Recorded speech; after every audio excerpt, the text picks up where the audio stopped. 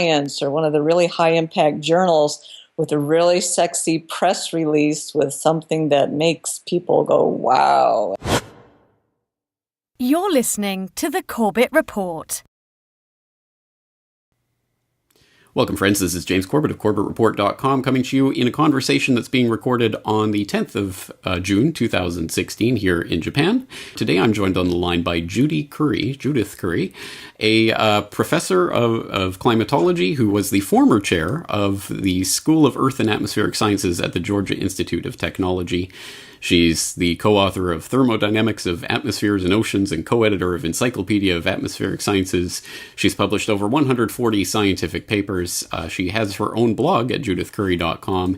And attentive Corbett Report listeners will know that I did also post her testimony at the Commerce Committee hearing on Data or Dogma back in December of 2015. So I'll put the link in the show notes to all of those resources so you can check them out. Dr. Judith Curry, thank you so much for taking the time to talk to us today. Well, thank you for inviting me. It's my pleasure. Excellent. Well, as I just told you off air, I've been following your work for years. Your blog is excellent and really a valuable resource for people who are looking for insight into the sticky science/policy issues that arrive out of uncertain sciences like climate science. So I will direct people there if they haven't been to Climate Etc. yet, and I hope they will do so. But I wanted to use as the springboard for our conversation a recent blog post that you had on The Republic of Science, which is also the title of a 1962 essay by Hungarian-British polymath Michael Polanyi, I'm probably pronouncing that wrong, who was a chemist and a philosopher and an economist and did all sorts of amazing work, including writing an essay called The Republic of Science, Its Political and Economic Theory. Rather than me trying to butcher what this essay is about and putting it into its proper context, perhaps you can explain a little bit about this essay and why your thoughts turned to it recently. Well, the essay, to understand where this is coming from, Polanyi was Hungarian, and he was very concerned about oppression of science in sort of the top-down kind of government that he saw. And so he wrote this essay, as a plea for decentralized science. And again, the essay in the 1960s reflects sort of a mid-century view of elite science just at the time when the UK and US were contemplating big government investments into science. And so he used a market kind of analogy to how scientists work, and the invisible hand, and analogies to market where the coin of the realm is really more publications and respect by your peers, which is how that goes. And I can't even remember why I was reminded. Oh, it was a tweet. Somebody tweeted, and it reminded me of this essay, and I thought, oh my gosh. I mean, it's really fun to look at that and see what science looks like today and how that vision, really matches up. And of course, I was personally interested in looking at how this is playing out in terms of the policy relevant sciences, climate science being, my personal area of expertise, but the same concerns that I have about how this is playing out in climate science, you also see in the psychological sciences, in nutrition, medical sciences as well, where the invisible hand is no longer invisible, is very much driven by politics, government investment, and commerce. And this is torquing science, big science, in very different ways that were not envisioned by Polanyi. And some of the sort of checks and balances in the system that Polanyi wrote about have become dysfunctional. And so the market is no longer a free market of ideas, if you will, but something that's, become very much torqued by government politics and commerce. So, on the note of Polanyi's identification of those forces that work to moderate science, let me just quote a couple of paragraphs from his essay where he says, both the criteria of plausibility and of scientific value tend to enforce conformity, while the value attached to originality encourages dissent. This internal tension is essential in guiding and motivating scientific work. The professional standards of science must impose a framework of discipline and at the same time encourage rebellion against it. They must demand that in order to be taken seriously, an investigation should largely conform to the currently predominant beliefs about the nature of things, while allowing that in order to be original, it may to some extent go against these. The authority of scientific standards is thus exercised for the very purpose of providing those guided by it with the independent grounds for opposing it.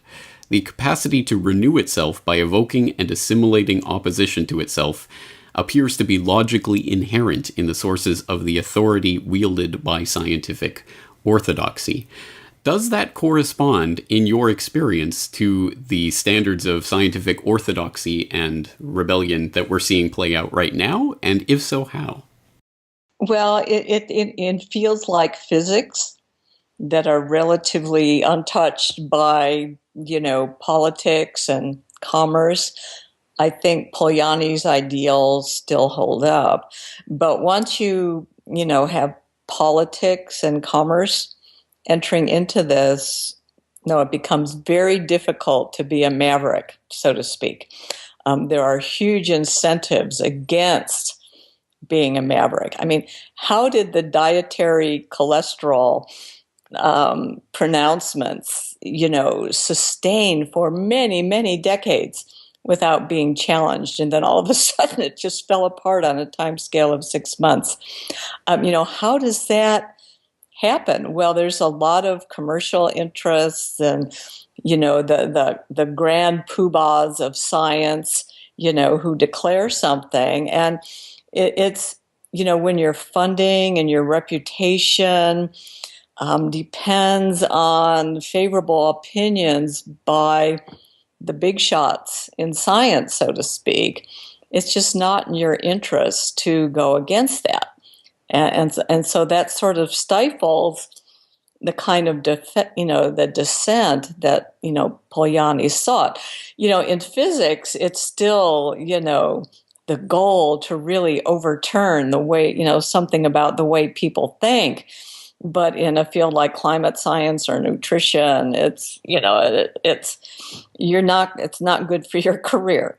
I mean, at least in the short term. And the young scientists can't really buck the establishment. They do so at the risk of their career. And I've talked to too many young scientists, in the climate field who, are either keeping their heads down and just not working on certain problems, or who are leaving the field.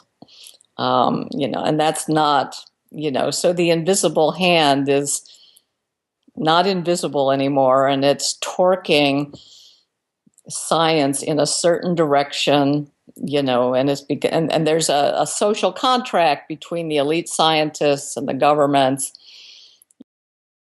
the funding stays high, it's like, and it's implicit, but it is very much embedded in everything that we do in climate science, and it's very tough to be a maverick, if you will, and try to go against the grain. Well, these are the questions that you gesture towards in the comments in that blog post, where you say, what happens when the externalities of the Republic of Science produce perverse incentives and careerism becomes a dominant incentive that requires publishing a lot of papers rapidly and producing headline-worthy results?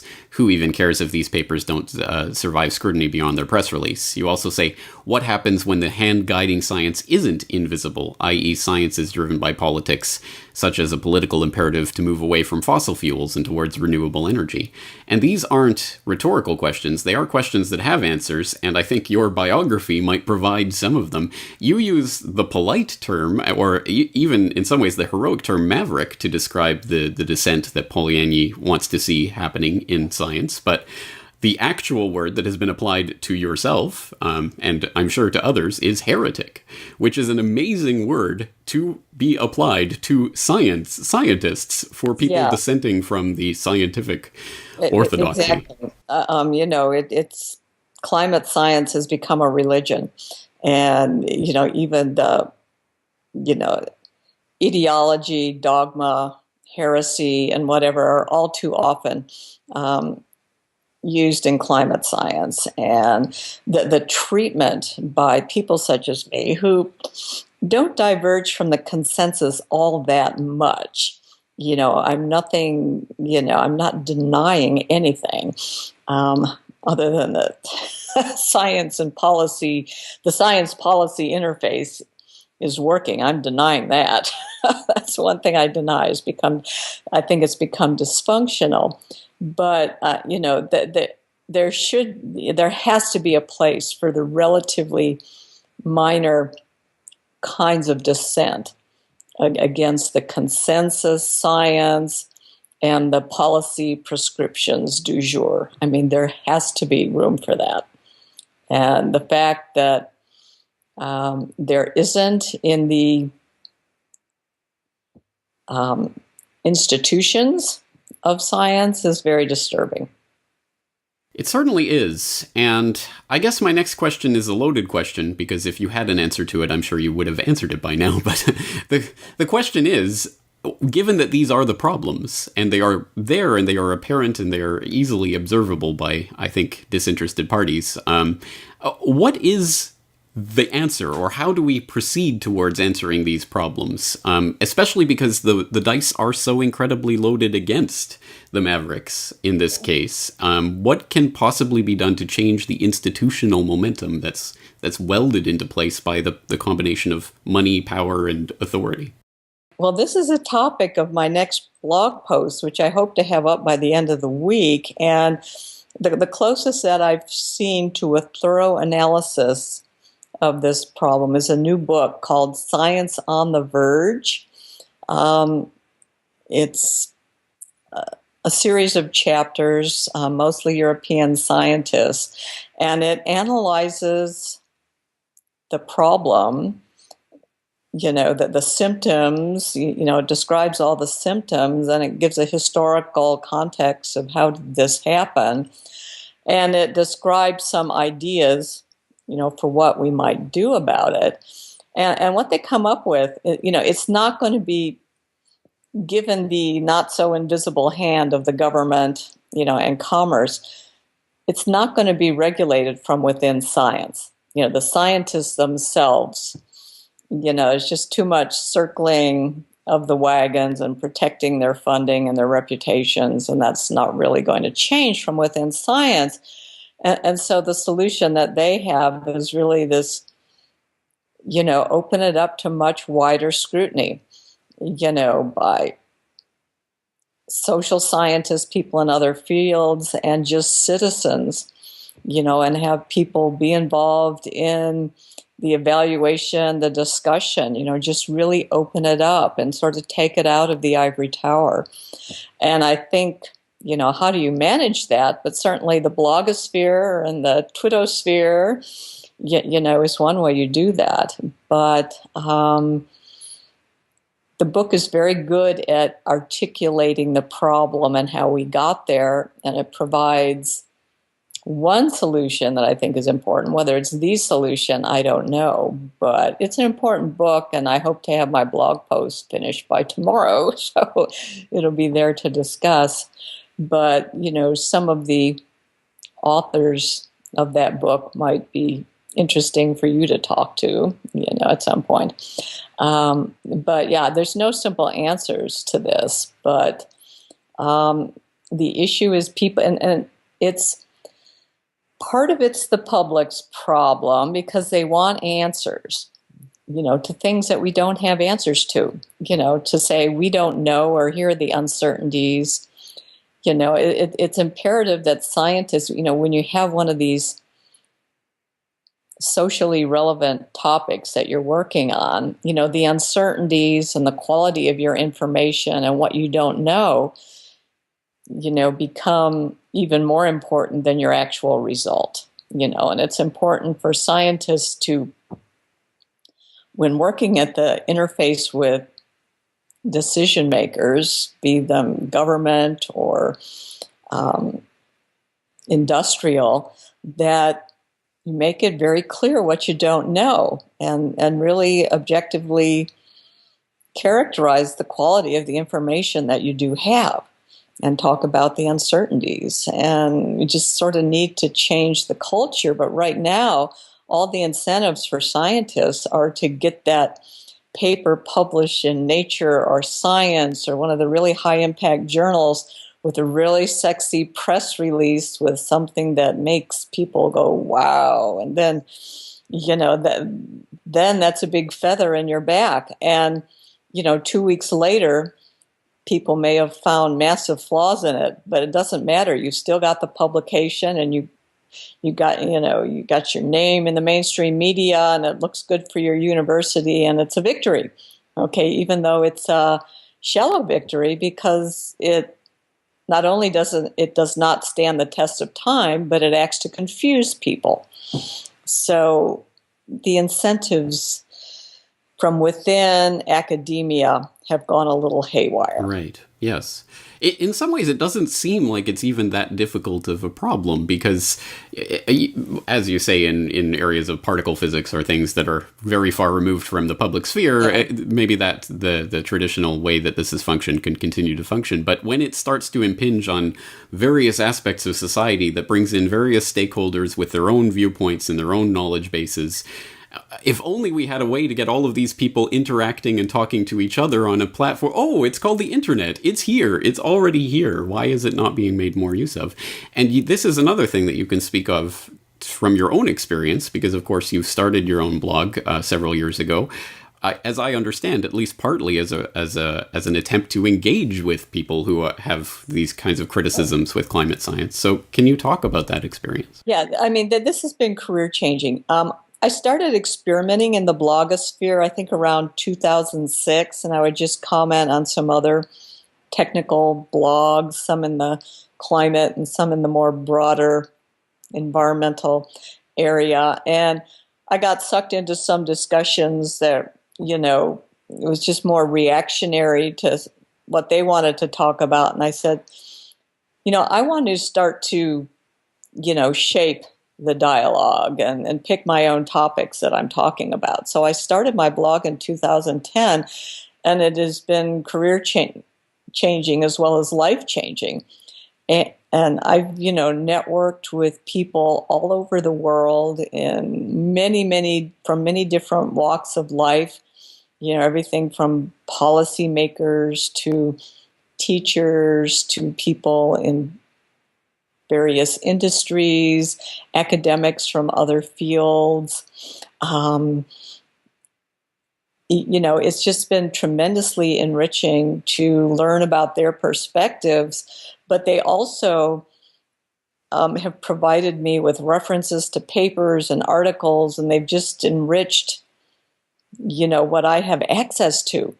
And even I've crowdsourced, I have a talk to prepare. I need some help with finding data and making plots. And, the people in the other hemisphere are working on it overnight. In the morning, I have new plots. And, it's just a fascinating way to network and engage. And, it's just been wonderful. It's sort of taken over my academic life in many ways, and I get zero credit for it.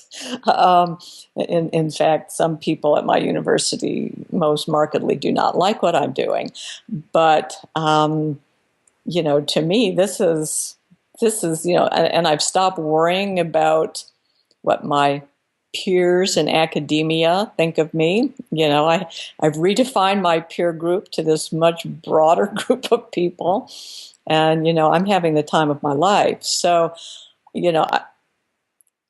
unfortunately, academics really don't get credit for this kind of work. And, it is what it is. But it would be wonderful if more people, took to really engaging publicly.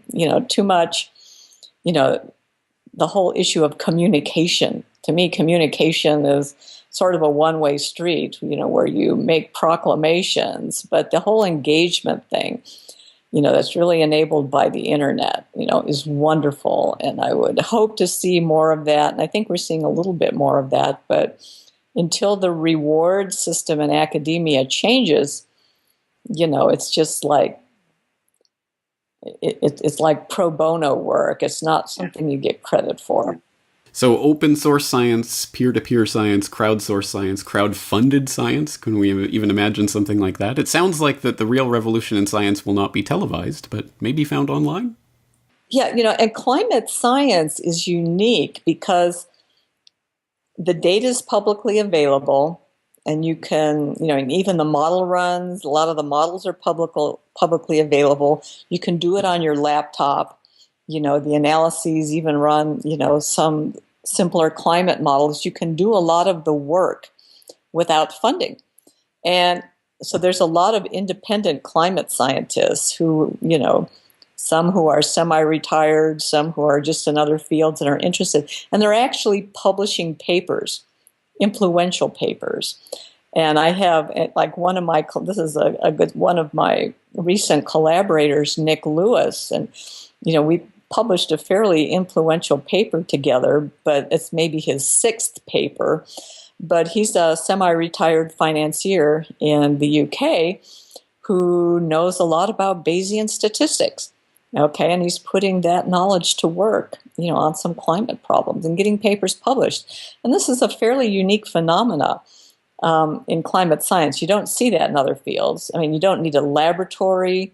You don't need, a lot of things. There's so much that's publicly accessible that people can start doing climate research outside of the normal institutions, government labs, universities, etc. So climate science is leading the way in that regard. McIntyre and McKittrick might have started something, I guess. McIntyre is another wonderful example of that. Yeah, it is. It really is interesting from that perspective, because it is a science that draws in a lot of expertise from other areas that people can then use that may not have been directly involved with the ivory tower version of that science. Yeah, especially anything related to data analysis. A lot of climate scientists, their statistics skills are not up to snuff. And generally in the field, we don't carefully evaluate the data analysis processes. And having people like Steve McIntyre and Nick Lewis, scrutinizing this has been tremendously valuable to the field. So, yes. If only all the parties at the table recognized and admitted to that fact. Yeah. Oh, well. All right. Well, I don't want to monopolize your time. I do appreciate you taking time out of the schedule to talk with us, and I could talk with you for hours, I'm sure, but we'll leave it there for today. But before we go, please direct people again to your blog and tell us a little bit about the work there. Okay. My blog is Climate Etc., and it's at judithcurry.com. And if you're on Twitter, my handle is CurryJA, and I point to my blog posts there also. And it's a blog that was originally developed to, for technical people interested in the climate debate broadly defined. The etc. It's not just about science. I would say maybe 20% of the posts are hardcore science. A lot of it is the sociology of science, ethics, a lot of energy issues, politics and policy related to climate science. So it's a broad smorgasbord of things related to science. And what I like, apart from my own posts, which I hope people find significant, but I've attracted, a group that comment actively. So, some of the posts have had over 2,000 comments, but routinely they get over, 200, 300 comments. So there's a lot of interesting discussion, and many very interesting people show up, some of whom are anonymous. I have no idea who they are, but are clearly educated in some way and feel the need to stay anonymous for some reason. Some of those reasons have been communicated to me. Oh, I'm in employment at a government agency. I could never speak out the way you do. Or even in companies, private sector companies, oh, I could never speak out, with my name and say these things. So, a lot of people in different environments don't feel comfortable speaking out publicly, because of fear of, reprisals from their employers. And that's not a good situation. But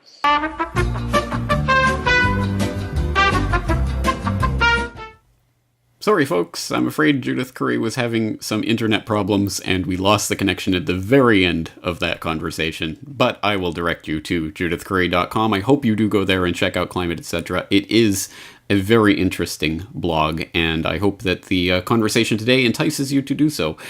That's it for today. James Corbett, CorbettReport.com. Talk to you again real soon. The Corbett Report is brought to you by the Corbett Report subscriber, a weekly newsletter featuring James Corbett's international forecaster editorial, recommended reading and viewing, discounts on Corbett Report DVDs, and once a month, a subscriber-only video.